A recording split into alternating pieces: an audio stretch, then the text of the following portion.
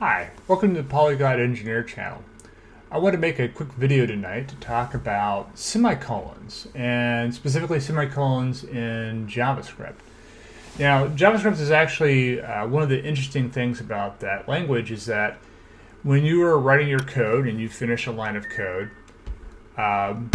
you can either put a semicolon at the end of the line or you don't have to. And one of the neat features in JavaScript is specifically in the interpreter, the compiler for JavaScript, it uses what's called automatic semicolon insertion if the developer does not put one at the end of the line.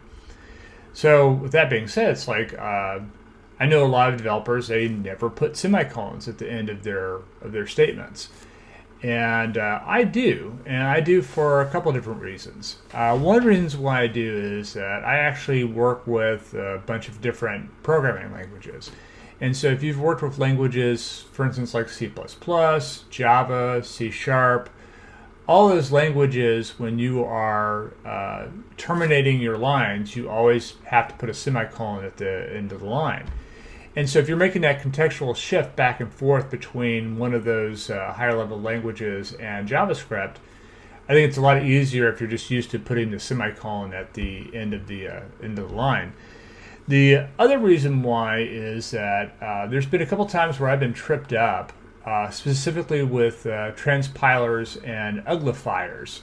If you're not familiar with uglifiers or transpilers, these are essentially tools that will take your JavaScript code and essentially it recompiles it into another, basically like a more vanilla form of JavaScript. So this is pretty common if you're using a tool that you're trying to, let's say, maximize performance out of your JavaScript as an example. One of the things it'll do is it'll go through, let's say, a file that you've written in JavaScript, and it'll take all the lines in your JavaScript file and it'll compile them down into a single line. And it does things like it'll rename a lot of the variables so that they're shorter, and it's just easier for the browser to read that in and to execute that. So one of the things I've seen happen with some of these tools is that where you didn't have a semicolon at the end of the line, I've actually seen it cause an error, have errors be generated because now something that should have been terminated was not terminated properly. And so that's another reason.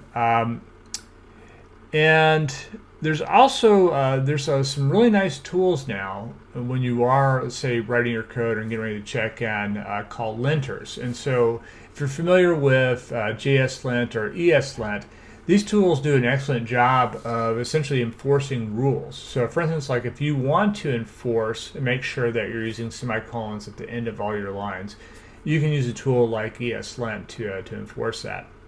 So one of the things I've done is in this, specifically in this video, if you go into the description, I have a link to a blog post I've made specifically about this. Let me know what you think. If you think, if you prefer not to use semicolons or you do like to use semicolons, please let me know in the comments. Also, if you like this video, give it a thumbs up. If you don't like the video, you can give it a thumbs down, but please give it a thumbs up.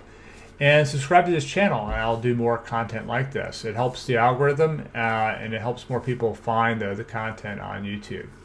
So with that, have a nice evening.